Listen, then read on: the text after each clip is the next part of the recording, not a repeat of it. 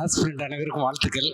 ஏன்னா ஆக்சுவலாக ஆஸ்பிரண்ட் என்னுடைய பார்வையில் பார்க்கும்போது நம்மளுடைய எண்ணம் பார்த்தீங்கன்னா ஒவ்வொரு நாளும் மாறிட்டே தான் இருக்கும். ஒரே நிலைமையில் அப்படியே நிற்காது. நீங்கள் படிக்க ஆரம்பிக்கும் போது ஈஸி நினச்சி படிப்பீங்க, கொஞ்ச நாள் கழிச்சு பார்த்தீங்கன்னா கஷ்டம் நினச்சி படிப்பீங்க, அப்புறம் ஒரிஜினலாக நீங்கள் என்னென்னு சொல்லி கண்டுபிடிச்சி படிப்பீங்க. அந்த நிலை வந்து டெய்லியுமே சேஞ்ச் ஆகிட்டே இருக்கும். யாருமே நான் இப்படி தான் இருப்பேன்னா இருக்க முடியாது. அட் ப்ரெசன்ட் இப்போ உள்ள காலகட்டத்தில் பார்த்தீங்கன்னா ஆஸ்பிரண்ட் மேக்ஸிமம் பார்த்தீங்கன்னா டிஎன்பிசி ஆஸ்பிரண்ட் தான் இருக்கீங்க. இந்த 4 விரல் தான் இம்பார்ட்டன்ட்.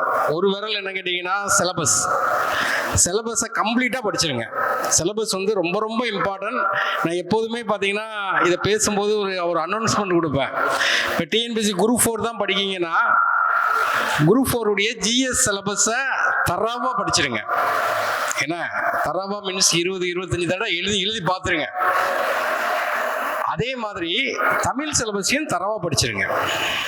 உங்களுக்கு ஒரு 10 days டைம் கொடுக்குறேன். நீங்கள் தரவா படிக்கீங்கன்னா என்ன அர்த்தம் கேட்டீங்கன்னா பாராம வரிசையாக சொல்லணும். 1 by 1 வரிசையாக சொல்லணும். ஒன்று முன்னாடி பின்னாடிலாம் சொல்லக்கூடாது. அப்படி தரவா வரிசையாக நீங்கள் சொன்னீங்கன்னா உங்களுக்கு ஒரு 10 days டைம் தரேன். அதுக்குள்ள ப்ராக்டிஸ் பண்ணி சொல்றேன்னா உங்களுக்கு 5000 தரேன். இது எதுக்கு சொல்றேன்னு கேட்டீங்கன்னா 10,000 கூட கொடுக்கலாம். அந்த அளவுக்கு அது இம்பார்ட்டன்ட். சீரியஸாக தான் சொல்றேன், காமெடிக்கு சொல்லலை. ஒரு 10 days டைம் வச்சுக்கிடுங்க. இங்கே இன்சார்ஜ் இருப்பாங்க, உங்கள்கிட்ட கேட்டுக்கிடுங்க. வரிசையாக சொல்லணும். ஏன்னா அந்த அளவுக்கு வந்து ஒரு காலத்தில் பார்த்தீங்கன்னா டிஎன்பிசிக்கு சிலபஸ்லாம் கிடையாது. ஸ்கூல் புக்கை முட்டையாக படிப்பாங்க, பாஸ் பண்ணிட்டு போவாங்க. இப்போ அப்படி கிடையாது. சிலபஸ் கொடுத்துருக்கான், அதில் தான் கேட்பேன்னு சொல்லிட்டான், அதில் தான் கேட்க போகிறாங்க. அப்போ அந்த சிலபஸ் வந்து ரொம்ப தரவாக படிக்கணும். அதனால் இங்கே ஒரு 10 days ஒரு முயற்சி பண்ணுங்க. ஏன்ட்டு ஒரு 10,000 நீங்கள் வாங்க போகிறீங்க. ஆனால் வேலை கிடைச்ச பிறகு எனக்கு ரிட்டர்ன் பண்ணிடணும். இருந்தாலும் ஒரு சின்ன உங்களுக்கு ஒரு அனௌன்ஸ்மெண்ட் மாதிரி இருக்கும். இதை நான் நிறைய இடத்துல அனௌன்ஸ் பண்ணியிருக்கேன். நிறைய இடத்துல ட்ரை பண்ணியிருக்காங்க, சொன்னதில்லை. சிலவங்க ட்ரை பண்ணதே இல்லை. கோயம்புத்தூரில் ஒரு பொண்ணு வந்து இதை ட்ரை பண்ணி என்கிட்ட சொல்லிட்டாங்க. சொன்ன உடனே நானும் அந்த ப்ரைஸை கொடுத்துட்டேன். ஒரு 2 மாதம் கழிச்சு எனக்கு ஸ்வீட் பாக்ஸ் கொண்டு வந்து கொடுத்தாங்க. வேலை கிடைச்சிட்டு சார் அப்படிங்க. அதனால இந்த விரல் ரொம்ப ரொம்ப இம்பார்ட்டன்ட் ஆஸ் பர் சிலபஸ். எல்லாருமே என்னன்னா மொட்டையா ஸ்கூல் புக்கை படிக்கங்க. ஸ்கூல் புக்கில் என்ன படிக்கணும்னு நமக்கு தெரியணும். அப்போ சிலபஸ் வந்து உள்ள அப்படி திணிச்சிடணும். இது எப்படி நம்மளா கண்டுபிடிச்செல்லாம் கிடையாது. ஒவ்வொரு இடத்துல ஒவ்வொரு இதை கற்றுக்கிடுவோம். அப்போ நான் ஒரு குரூப் 2 2006 நினைக்கிறேன், 2006-7 ஒரு எக்ஸாம் எழுதும்போது ஒரு தமிழ் குரூப் 2 இருக்குங்கிறது எனக்கு அப்பதான் தெரியும். எனக்கு லாங்குவேஜ் வராது. ஒரு 1 week தான் டைம் இருக்கு. 1 weekல நான் படிச்சாகணும்னு சொல்லிட்டு உட்காந்து படிக்கணும்னு நினைக்கிறேன். அப்போ வந்து வள்ளிக்குமரன் ஒருத்தர் தலைமைச் செயலகத்தில் வேலை பார்த்துட்டு இருக்காரு. அவர்கிட்ட போய் கொஞ்சம் சொல்லிதாங்க சார் அப்படிங்க. அவர் என்கிட்ட சிலபஸ் கொடுத்து படிச்சுவாங்கன்னு சொல்லிட்டாரு. நான் அப்படியே கையில் வச்சுட்டு படிச்சிட்டேன் சார் கொடுங்க அப்படின்னு சொல்லிட்டேன். பாராம சொல்லுங்கன்னு சொன்னாரு. பாராம என்ன சொல்ல முடியல, திரும்ப வரிசையா சொல்லுங்கன்னு சொன்னாரு. கிட்டத்தட்ட எனக்கு ஒரு 4-5 hours வச்சு பார்ட் A மட்டும் தான் சிலபஸ் உண்டு. ஒரு சாயந்தரம் வரைக்கும் ஆயிட்டு. காலைல 10 மணி போயிருக்கேன், சாயந்தரம் 5 மணி வரைக்கும் என்ன சொன்னாருன்னு கேட்டீங்கன்னா அதை பாராம சொல்ல வச்சு வரிசையா ஒரு கோடு வச்சு சொல்லிட்டேன். நெக்ஸ்ட் பாத்தீங்கன்னா அந்த 20 யூனிட் இருக்கும். ஒரு 14 யூனிட்டை ஒரு 6 மணில இருந்து 10 மணிக்குள்ள எனக்கு சொல்லி கொடுத்து முடிச்சிட்டாரு. அப்போ வந்து 20 யூனிட் இருக்கும். ஒவ்வொரு யூனிட்ல 5 மார்க் கேட்பாங்க. சாலிடா இருக்கும். 14 யூனிட்னா என்ன கேட்டீங்கன்னா 70 மார்க் ஆச்சு. 70 மார்க் எடுத்து மறுநாள் கொண்டு வந்து செலவு கொடுத்தாரு. ஒரு 5 நாள் தான் படிச்சிருப்பேன். அந்த குரூப் 2 எக்ஸாம்ல நான் 99 மார்க் எடுத்தேன். என்ன காரணம் கேட்டீங்கன்னா ஒன்லி சிலபஸ். அதனால சிலபஸை படிங்க. 10 days உங்களுக்கு டைம் இருக்கு. கண்டிப்பா இந்த 10,000 வாங்கணும் நீங்க. ரெண்டாவது இம்பார்ட்டன்ட்னா 2வது விரல் ப்ரீவியஸ் இயர் கொஸ்டின்ஸ் ரொம்ப இம்பார்ட்டன்ட். அதுக்காண்டி நம்ம ப்ரீவியஸ் இயர் கொஸ்டின் அப்படியே கேட்பான்னு நினைக்காதீங்க. இப்போ ஸ்டைல் மாறிட்டு. முந்தி ஒரு சிங்கிள் லைன்ல ஒரு கொஸ்டின் இருக்கும். இப்போ அதே இதை பார்த்தீங்கன்னா டைம் கன்சியூம் பண்ற மாதிரி 4 லைன் ஆக்கி விட்டான். 4 வாஸ்தா நம்ம போட முடியும். அதனால அதையே நீங்க அப்படியே கேட்பான்னு நினைச்சிடக்கூடாது. அந்த வாடை அடிக்கும், அந்த ஸ்மெல் அடிக்கும். ஏன்னா அந்த தீம் அதே தான் இருக்கும். அதான் அடிக்கணும். ப்ரீவியஸ் இயர் கொஸ்டின் ரொம்ப ரொம்ப இம்பார்ட்டன்ட். இப்போ நான் சொன்ன பார்த்தீங்களா, தமிழ்ல நான் 99 மார்க் எடுத்தேன். அதுல அந்த சிலபஸை படிச்சுட்டேன். ஒரே நாள்ல 14 யூனிட் எனக்கு சொல்லி கொடுத்தாரு. அந்த 14 யூனிட்டுக்கும் ப்ரீவியஸ் இயர் கொஸ்டினை கையில் கொடுத்து விட்டாரு. அந்த ப்ரீவியஸ் இயர் கொஸ்டினை வீட்டில் போய் உட்காந்து ஃபுல்லாக போட்டு பார்த்தா இவ்வளோ ஈஸியாக இருக்கா. நம்ம நிறைய படிப்போம், ஆனால் ப்ரீவியஸ் இயர் கொஸ்டின் பார்த்தீங்கன்னா சிம்பிளாக இருக்கும். அப்போ இவ்வளோ ஈஸியாக இருக்கான்னு சொல்லிட்டு அப்படி தான் தெரியும். ரெண்டாவது, இந்த ப்ரீவியஸ் இயர் கொஸ்டினை பார்க்கும்போது நமக்கு நிறைய மென்டாலிட்டி கிடைக்கும். கொஸ்டின் எப்படி பிரேம் பண்ணுறான்னு தெரியும், நம்ம எங்கே மிஸ்டேக் விடுறாங்கன்னு தெரியும். தமிழ்லையும் இங்கிலீஷ்லையும் வாசித்து பார்க்கணும். அதான் முந்திலாம் பார்த்தீங்கன்னா டைப் அடிச்சு கொடுப்போம். இப்போ பார்த்தீங்கன்னா அந்த புக்கில் உங்களுக்கு கையில் கொடுப்பாங்க, அப்படியே ஸ்கேன் பண்ணி அப்படியே இருக்கும். ஏன்னா அந்த ஒரிஜினாலிட்டி வந்து நமக்கு போகவே கூடாது. அதனால ரெண்டாவது பாயிண்ட் வந்து ப்ரீவியஸ் இயர் கொஸ்டின். நீங்கள் எந்த சப்ஜெக்ட் படித்தாலும் ப்ரீவியஸ் இயர் கொஸ்டினை தரவாக பார்த்துக்கிறீங்க. ஆனால் அதை கேட்க மாட்டான்.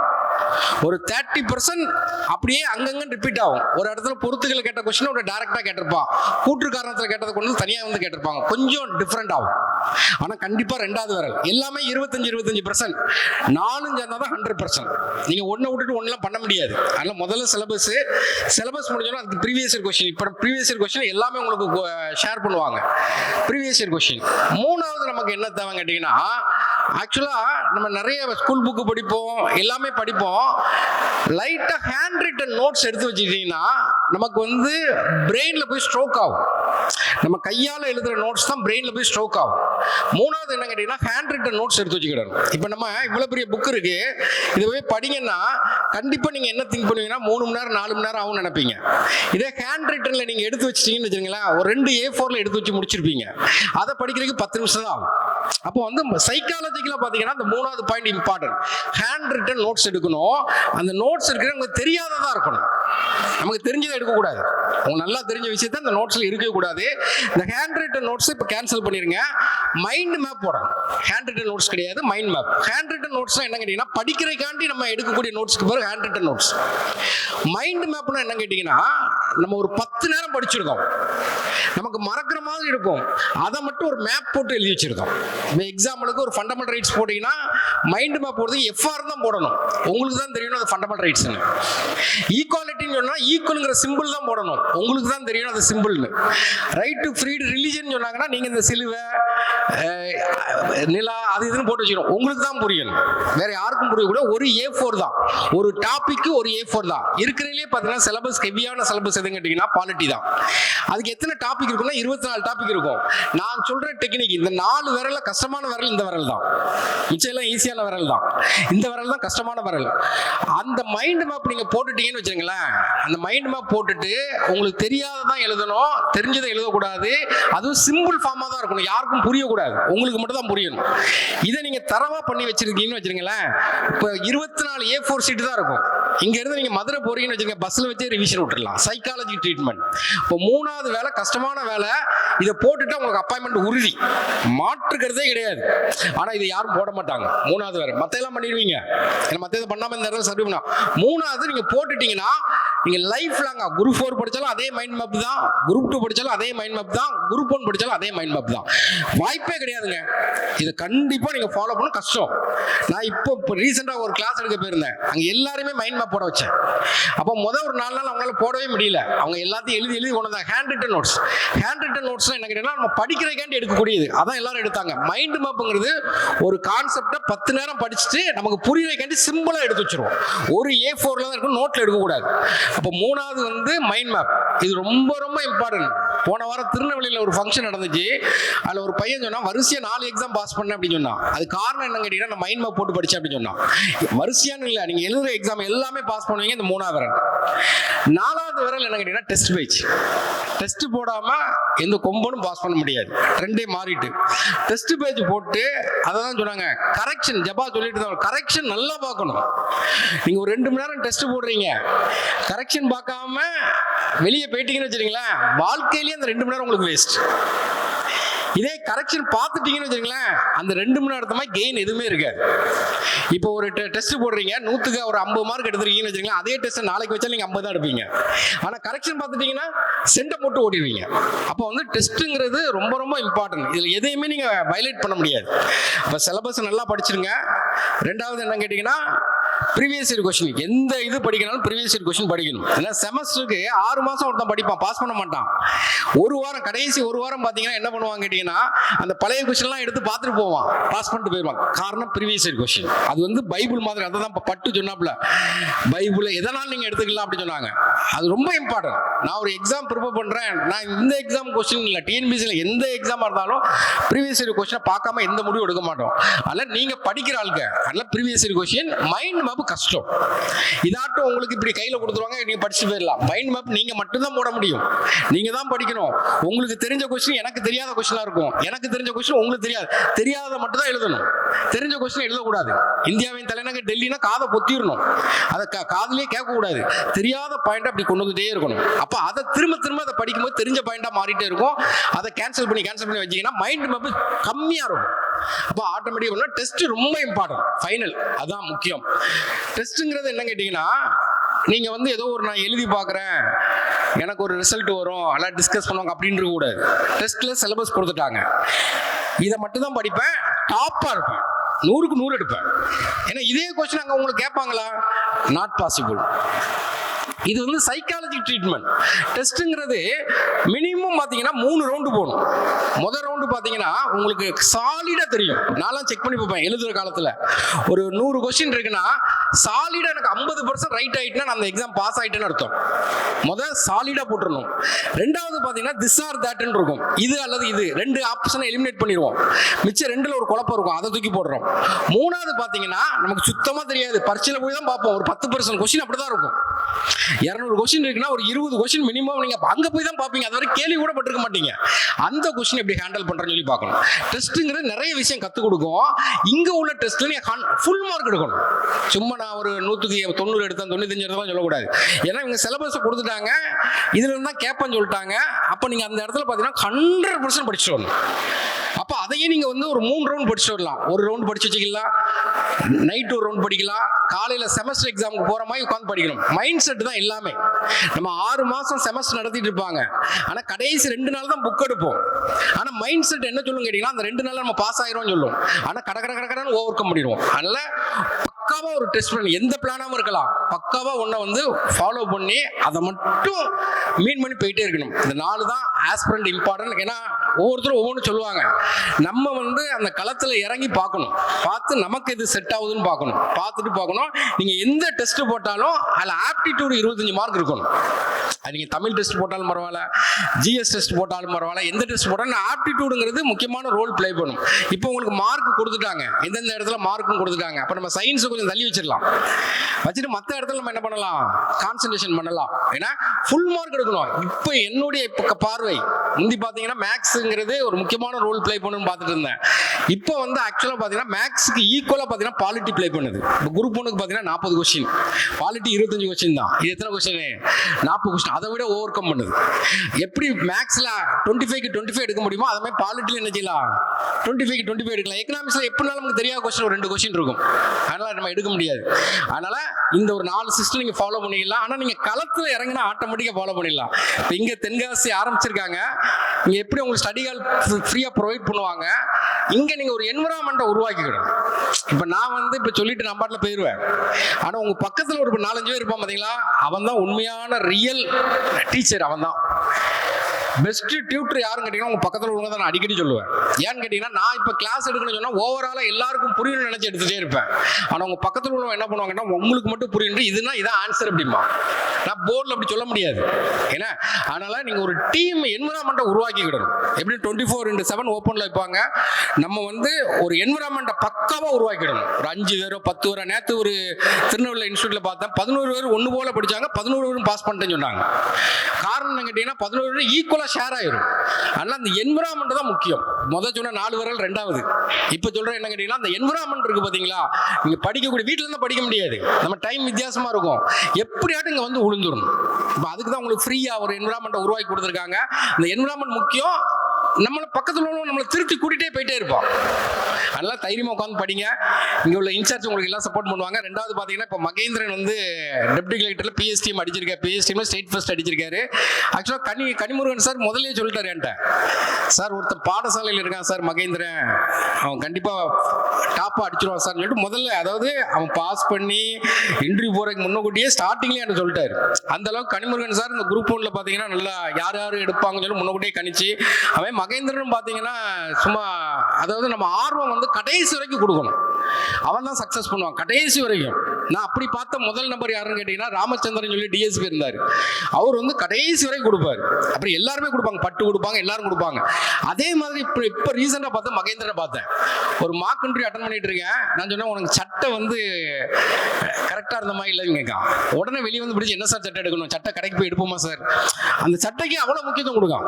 அப்போ நம்ம வந்து ஒரு செயலை அடைகிற வரைக்கும் பார்த்தீங்கன்னா அதை கம்ப்ளீட்டாக என்ன 100% நம்மளுடைய முயற்சி கொடுத்துடணும். அதுதான் 70 அவுட் ஆஃப் 75 எடுத்து ஃபர்ஸ்ட் ஸ்லாப் போட்டுருக்காங்க இன்டர்வியூவில். எடுத்து தான் வந்து ஒரு டெப்டி கலெக்டர் ரேஞ்சுக்கு போயிருக்காங்க. இதே மாதிரி எல்லாருக்கும் அப்படிதான். எல்லாருமே பார்த்தீங்கன்னா அவங்க எவ்வளவு தூரம் 100% முயற்சி கொடுக்காங்களோ அதான் இம்பார்ட்டன்ட். அதனால நீங்க துணிஞ்சு உட்கார்ந்து படிங்க. நமக்கு வந்து படித்தா வேலை, அவ்வளவுதான். இதுல நம்ம மற்றபடி எதுவுமே நான் சொல்றதுக்கு ஒன்றும் இல்லை. ஒரு ஆவரேஜ் நல்லா படிக்கிறவங்க 3 மணி நேரம் படிக்கணும். ஒரு ஆவரேஜா இருக்கவன் 4 மணி நேரம் படி. பிலோ ஆவரேஜா இருந்தா 5 மணி நேரம் படி. கூட எக்ஸ்ட்ரா நீ 1 நிமிஷம் படிச்சு அவனை ஃபீட் பண்ணிட்டு போயிட்டே இருக்கலாம். இதுல யாரும் குறைஞ்சவங்கலாம் கிடையாது. எனக்கு தெரிஞ்சு இந்த இடத்துல பாத்தீங்கன்னா இன்ட்ரெஸ்ட், இன்வால்மெண்ட், இந்த 2 இருக்கிறவங்க மட்டும் தான் முக்கியம். மற்றபடி நம்ம ஸ்கூல் டாப்பர், நீங்களே டிராவல் பண்ணி பாருங்களேன். ஸ்கூல் டாப்பரா இருக்கிறவங்க இந்த ஃபீல்டுக்கு அவ்வளோ வந்திருக்கவே மாட்டாங்க. இந்த ஃபீல்ட்ல அவனுக்கு இன்ட்ரெஸ்ட் வேணும், அப்புறம் நம்பிக்கை வேணும். அதுக்கு ஒரு காரணம் இருக்கணும். காரணம் இல்லாம யாரும் ஜெயிக்க முடியாது. எல்லாருக்கும் ஒரு காரணம் இருக்கும். அதுமாதிரி நீங்க ஒரு காரணத்தை உருவாக்குங்க. இந்த எக்ஸாம் பாஸ் பண்ணணும், அதுக்கு தகுந்த காரணம். அம்மா அப்பாவுக்கு ரூபா கொடுக்கணும், இல்ல ஒரு வீடு கட்டணும், இல்ல லவ் பண்றோம், ஏதோ ஒரு காரணம் இருந்தா கண்டிப்பா அதை நம்ம இழுத்து கொண்டு போயிடும் நம்மள. நீங்க காரணம் இல்லாம இழுத்தீங்கன்னா அதை இழுக்கவே முடியாது. இன்னொருத்தன் சொல்லி எல்லாம் புஷ் பண்ணி எல்லாம் அப்படி உட்கார்ந்துருக்க முடியாது. எத்தனை மணி 10 மணிக்கு வந்தோம், மணி 1.25 மணி நேரம் ஆயிட்டு ஒரு 3.25 மணி நேரம் இந்த இடத்துல உட்கார்ந்துருக்கணுமா? சினிமா தியேட்டர்லயே 1 ஹவருக்கு ஒரு இன்டர்வியூ விட்டா வெளியே போயிட்டு வருவோம். 3 மணி நேரம் நம்ம உட்கார்ந்துருக்கோம்னா என்ன அர்த்தம் கேட்டீங்கன்னா நமக்கு அதில் இன்ட்ரெஸ்ட் இருக்க போய் தான் உட்கார்ந்துருக்கோம். அந்த இன்ட்ரெஸ்ட்டை வந்து வேலிட் பாயிண்டா மாத்தணும். வேலிட் பாயிண்ட் எப்போ மாறும்? நமக்கு எப்போ அப்பாயின்மெண்ட் வருதோ அப்பதான் மாறும். நீங்க அரை மார்க்ல தோத்தாலும் 1 மார்க்ல தோத்தாலும் தோல்வி தான். யாரும் ரெகக்னைஸ் பண்ண மாட்டாங்க. நான் ஒரு ரிசல்ட், ஒரு எக்ஸாம் எழுதிட்டு வரேன், எம்ப்ளாய்மெண்ட் நம்பர் வந்துட்டு பாஸ்ன்னு. நான் அப்படியே பாஸ் வந்தா எப்படி இருக்கும்? பயங்கரமா என்ஜாய் பண்ணியாச்சு. ஒரு வாரம் கழிச்சு பார்த்தீங்கன்னா எக்ஸாம் கேன்சல் சொல்லி வருது. அப்போ நம்ம இந்த ஃபீல்டில் வந்து அந்த இன்ஃபினிட்டி மை தான், ஏற்ற இறக்கம் இருந்துகிட்டே தான் இருக்கும். ஆனால் இந்த ஃபீல்டை நம்ம நம்பினா அதுவும் நம்மளை நம்பி நம்ம கண்டிப்பாக வேலை கொடுக்கும். அதெல்லாம் தைரியமாக உட்காந்து படிங்க. இந்த ஃபீல்டை சூஸ் பண்ணுறவங்களே ஃபஸ்ட் தைரியமான ஆட்கள் மட்டும் தான் சூஸ் பண்ண முடியும். எல்லாராலையும் பண்ண முடியாது. உங்கள் சொந்தக்காரங்க வட்டத்தை எடுத்து பாருங்க, உங்கள் ஃப்ரெண்ட்ஸ் சர்க்கிள் எடுத்து பாருங்க, எல்லாராலையும் சூஸ் பண்ண முடியாது. ஏன்னா அவன் தைரியம் இல்லாத ஆளு, நம்ம தைரியமான ஆளு. அதனால தான் சூஸ் பண்ணி உட்காந்துருக்கோம். ஆனா அதுக்கு வந்து ஒரு ஃப்ரூட், ஒரு பழம் இருக்கணும், ஒரு பலன் இருக்கணும். அதுக்கு வேலை தான் முக்கியம். அதனால எங்க வாத்தியார் அடிக்கடி சொல்லுவாரு, என்ன மாதிரி செய் பாஸ் பண்ணிடு அப்படிம்பாரு. விட்டு கூட அடி, ஆனா பாஸ் பண்ணிடும்பாரு. சொசைட்டிங்கிறது பாஸ் பண்ணவங்களை மட்டும் தான் வெல்கம் பண்ண அப்படிம்பாரு. அதனால நீங்க என்னன்னாலும் படிங்க. ஆனா எக்ஸ்ட்ரீமா நமக்கு அல்டிமேட் ஏம் என்னன்னா பாஸ் பண்ணணும் ஒரு குறிக்கோள் இருக்கணும். நிறைய பேருடைய மனநிலை எப்படி இருக்குன்னா குரூப் 4 மட்டும் தான் நம்ம படிக்கணும்னு நினைக்காங்க. எப்பவுமே கம்மிங் எக்ஸாம் ஃபோக்கஸ் பண்ணணும். குரூப் 1 வந்து 70 வேக்கன்ட் இருக்குது, அப்ளை பண்ணி படிக்கணும். எப்பவுமே இந்த குரூப் 4 பாஸ் பண்ணாங்க. ஆக்சுவலி நான் இது வரைக்கும் குரூப் 4 பாஸ் பண்ணதே கிடையாது. குரூப் 4 பாஸ் எனக்கெல்லாம் குரூப் 4 கண்டா பயமா இருக்கும். ஏன்னா சிங்கிள் ஸ்டேஜ் எக்ஸாம்னால போட்டி கடுமையா இருக்கும். ஏன்னா அப்ஜெக்டிவ் வேற, அதனால போட்டி கடுமையா இருக்கும். அப்போ நமக்கு குரூப் 4 பாஸ் பண்றோம், குரூப் 2 பாஸ் பண்றோம், குரூப் 1 பாஸ் பண்றோங்கிறது வந்து நம்ம நாலேஜ் கிடையாது. அந்த என்விரான்மெண்ட், நீங்க குரூப் 1 படிக்கக்கூடிய ஸ்டூடெண்ட் கூட ஒரு என்விரான்மெண்டா இருந்தீங்கன்னா நீங்க குரூப் 1 பாஸ் பண்ணுவீங்க. குரூப் 2 படிக்கக்கூடிய ஸ்டூடெண்ட் கூட ஒரு என்விரான்மெண்டா இருந்தா குரூப் 2 படிக்க போறீங்க. குரூப் 4 படிக்கக்கூடிய ஸ்டூடெண்டா இருந்தா குரூப் 4 படிக்க போறீங்க. அதனால அந்த என்விரான்மெண்ட்டை தான் உருவாக்கணுமே தவிர நீங்க உங்களை குறைச்சி எடை போடக்கூடாது. நிறைய பேர் குறைச்சி எடை போடுறீங்க. அது இந்த ரிமோட்ல உள்ள ஏரியா தான் குறைச்சி எடை போடுறோம். குறைச்சி எடை போடாதீங்க. அல்டிமேட்டா நமக்கு குரூப் 4 வேலைக்கு போன பிறகு தான் குரூப் 2 அருமை தெரியும். குரூப் 2 போன பிறகு தான் குரூப் 1 அருமை தெரியும். எடுத்த உடனே குரூப் 1 போயிட்டோம்னு வச்சுங்களேன், நமக்கு இப்ப எல்லாத்துக்கும் உட்காந்து படிக்க தான் போறோம். இதுக்கு டிஃபரெண்டா படிக்க போறோமா? இல்ல. அதனால துணிஞ்சு படிங்க. இந்த ஃபீல்ட்ல தோத்தவங்க யாருமே கிடையாது. ஆனா விலகினவங்க நிறைய பேர் இருப்பாங்க, ஏகப்பட்டவர் இருப்பாங்க. நம்ம சஸ்டைனபிளா எல்லாத்தையும் தாண்டி தான் ஆகணும். கஷ்டத்தை ஒருத்தன் சொல்லிட்டு இருக்கான்னு சக்சஸ் பண்ற யாருமே அவன் கஷ்டத்தை ஷேர் பண்ணவே மாட்டாங்க. எவனாட்டு நீங்க கேட்டு பாருங்க, நான் அவ்வளவு அப்படி கஷ்டப்பட்டேன் இப்படி கஷ்டப்பட்டேன் எவனாட்டு சொல்லுவானா? ஒருத்தன் கூட சொல்ல மாட்டான்.